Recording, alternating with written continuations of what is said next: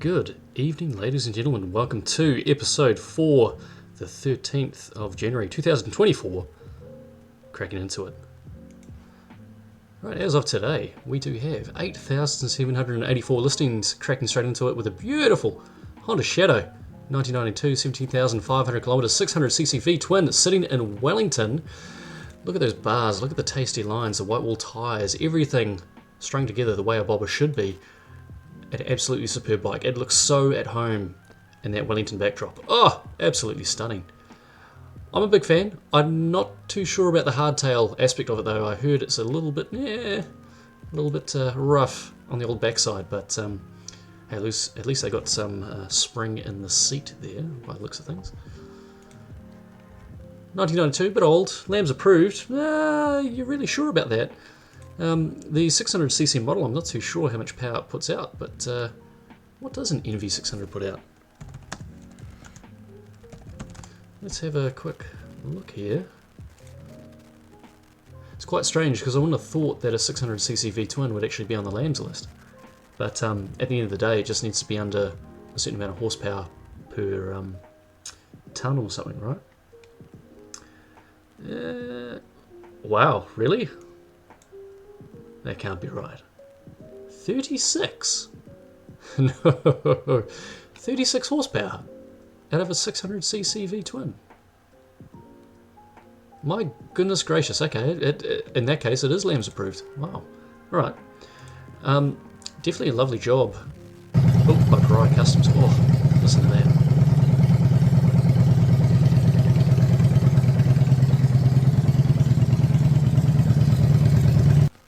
That is a beautiful looking bike. I mean, you really can't do any worse for like a first bike. If you wanted a cool first bike, someone's already put the mahi in and given you this bad boy. Fantastic. There's a reason the rear brake light isn't currently working.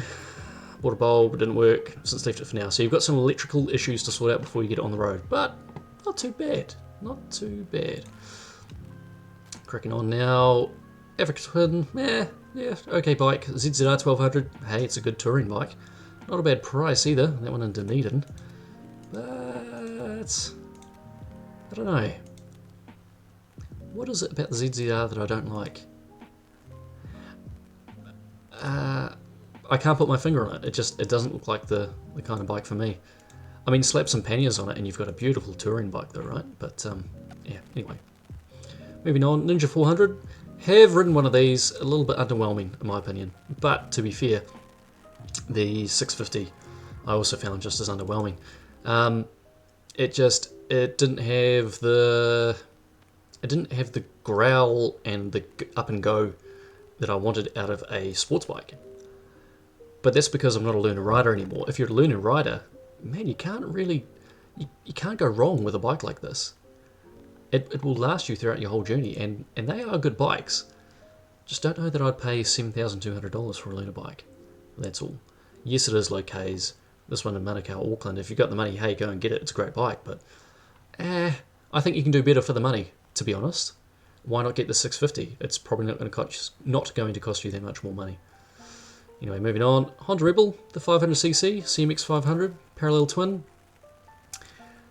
An okay bike. Sits in a different category of its own. Like, it's not... Yes, it's a cruiser trying to be a bobber. Yes, it's a little bit more modern styling, but I can't put my finger on roughly what the Honda design team was trying to do when they built this bike in terms of what did they want to get.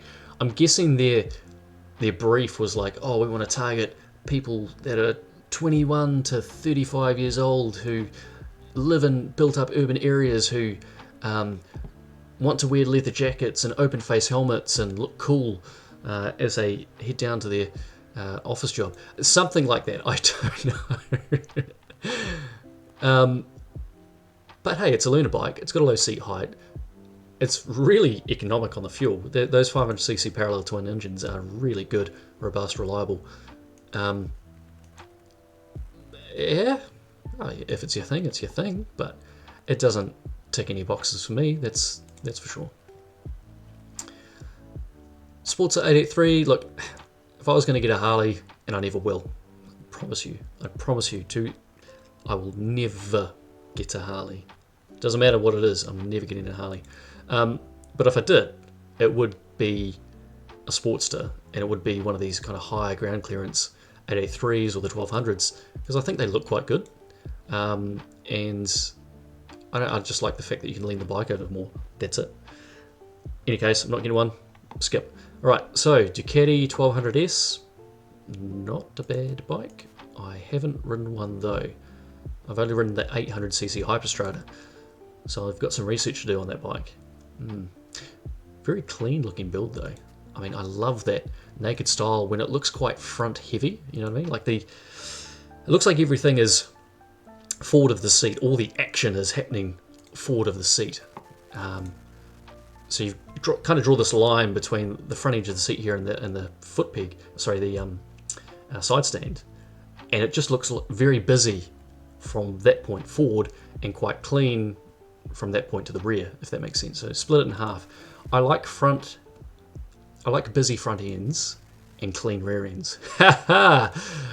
You heard it here, folks. Yeah, not bad. That one again in Auckland's, but I don't know. I'm seeing some Ducatis dropping in price, getting a lot cheaper. Just saying.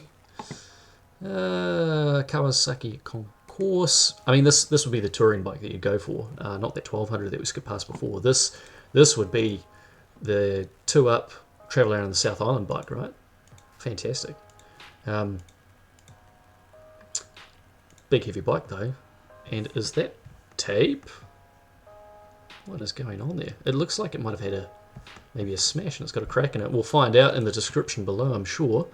Alexandra Otago, 11 grand all near offer. Cons are the left pannier has been damaged but still works well. Yes, and you found some you found some duct tape that matches the colour of the Kawasaki beautifully. Oh, that is incredible. Well done. I'm sure the original Kawasaki engineers didn't actually anticipate that would happen, but I'm guessing it probably wasn't secured to the bike when they took off and it just jumped off the bike at speed. Boulevard. Yep, Boulevards, great bikes. Big bikes, 800cc, V-twin. Lovely. Just, it's fine.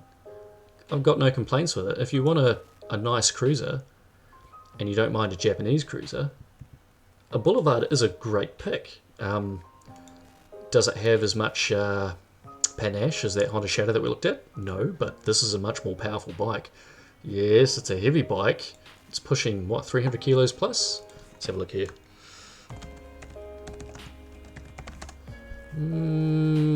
Yeah, 207 kilos. That's the Marauder. Yeah, maybe I'm wrong. Well, 456 pounds, but let's be honest here, the Imperial system isn't the best. Not bad. That one in Auckland City, $10,500. Not my cup of tea. Again, it's just, yes, it's got low Ks, but you're competing with other bikes on the market that have, I don't know, just a lot more going. Like for example, I reckon with 10.5 grand, I could find you a good Moto Guzzi California, or a what else comes to mind? Heck, even a Victory. I mean, I'm sure there's a few Victories out there still. Or let's be honest here about real proper American cruisers, and Indian. Just saying. I mean, they're coming down in price too. I'm pretty sure the FTR 1200s are dropping down to maybe 12k. We'll find out later on tonight, I'm sure. Do a quick check.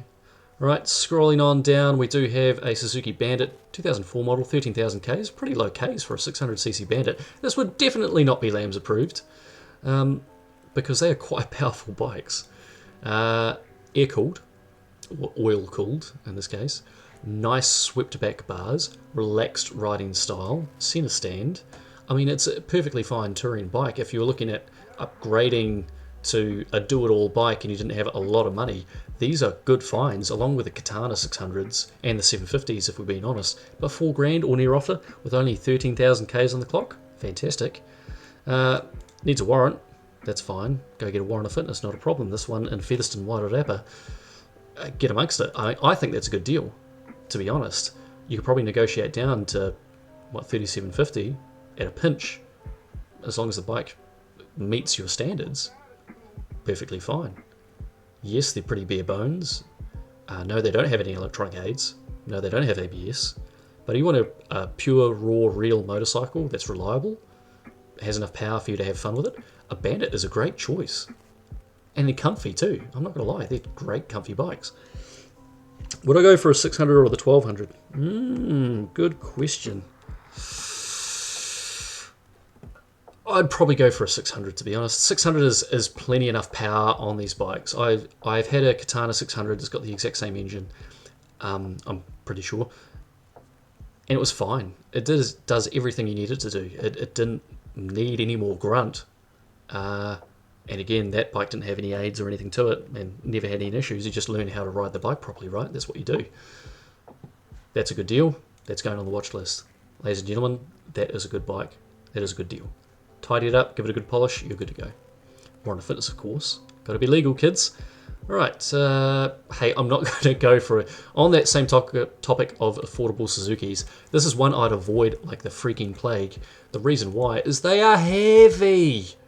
A GSX 650 FU, I can let you guess the last two letters in that statement. These are heavy bikes. A GSX 650, what year are we? 2013. So 2013 GSX 650 weight is 215 kilos. Come on, team, it's a sports bike. Yes, you got your fairings and everything else. To be honest, you could probably save yourself, 10 kilos with the stock exhaust pipe. I think that one is an aftermarket. I'm pretty sure just by looking at it. Can deliver. Often reduced and lambs approved. Sounds amazing. What do you mean lambs approved?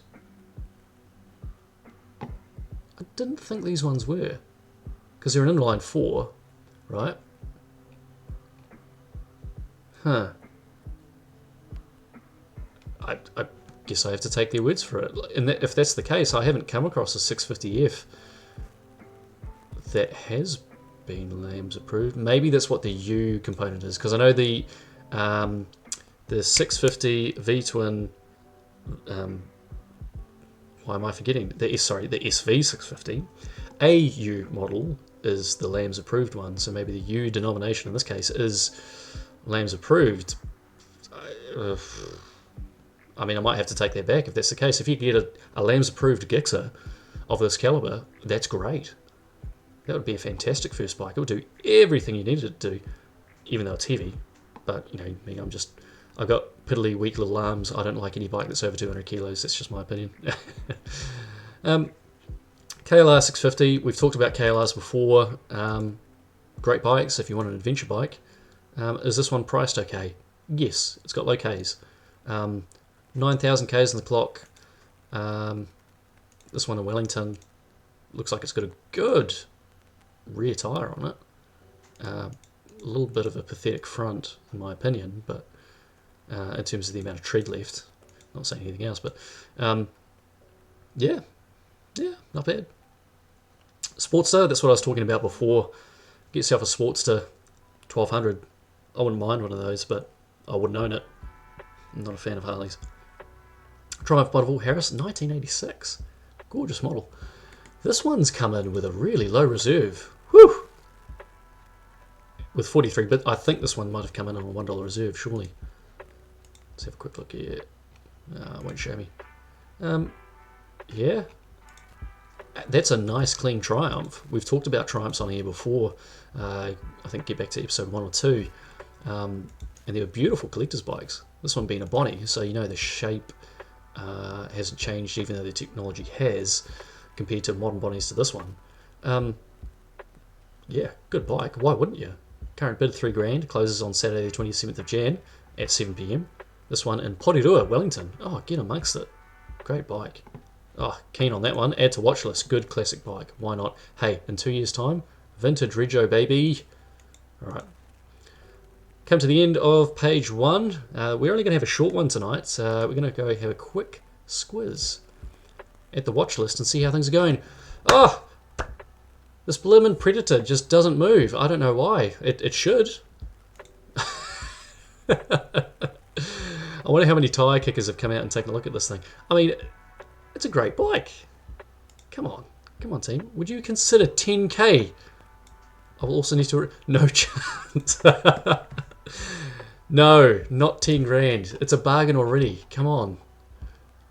Come on, you're still going to have the warranty and everything. Ugh. Anyway. That beautiful 80s CBX 550F. Still there, sitting at 5 grand. No bids. 806 views though, with 79 people placing it on the watch list. Is this going to get a bid on it in the next 4 days? I think so. You'd be mad not to buy a bike like this. They don't come up very often, and it's mint. Just saying. Oh, the V-Strom 2015. Okay, I did have a note on it that I expect to sell for $4,200. The bid is $4,010. Interesting. 83 bids, so a lot of traffic on this one. 1,100 views on the 1000cc model. At this stage, it might look like it goes over it. It will, well, go over $4,200, that's for sure. Not bad. Alrighty, and last one, the Noddy bike. Love it, good. Still no bids though. I imagine there's quite a few people place that on the watch list. We have 41. My ratio typically tends to be 30, every 30 watches, you'll end up with one serious bidder. So I believe there is one serious bidder amongst you 41. I'm not one of them because I'm not going to buy their bike. But amongst you 41 that will place a bid on this bike at $3,500 right away. Why wouldn't you? Beautiful bike. And we've just added this evening the Bonneville, the Bandit. It's good to go. In terms of bikes that have gone, let's have a wee squiz here. The R1200S that I said was a fantastic bargain has disappeared, ladies and gentlemen, for a bargain price of $3,010 for a year 2000 BMW R1200S. Pretty bog standard, okay, which is fine. They are good bikes, 60,000 Ks on the clock, compared to the 110, 120,000 plus you'll get out of these engines. Bargain. Well done to the winner, Green Duck 11. You've got yourself a bargain. Fantastic. What a shame to see this bike go from the market, but I'm glad it did. It was a fantastic deal. We salute you, the seller in Kirikiri. Brilliant. Brilliant bike. Great deal. The deals are there to be had, ladies and gentlemen. All you have to do is follow along with Kiwi Bike Browser over the coming weeks. If you are looking for a motorcycle, because we will dig out the good deals, we will dig out the good bikes, and I'll let you know what I find. Thank you very much for joining me this evening, and we'll catch you next episode.